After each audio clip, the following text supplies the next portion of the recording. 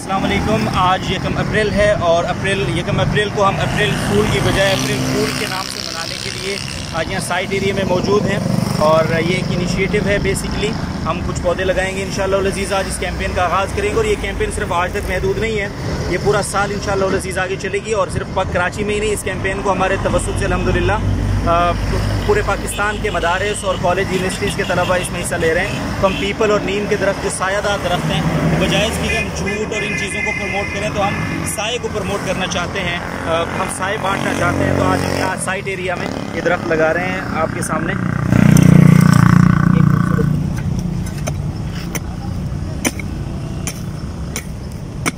आपसे भी दरख्वास्त है कि आप इस कैंपेन में भरपूर हिस्सा लें। बस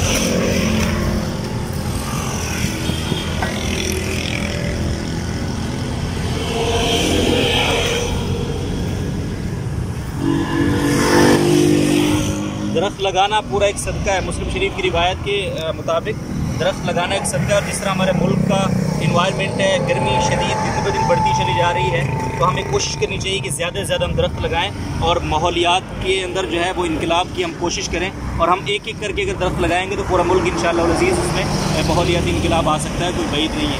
बहुत बहुत शुक्रिया आपका।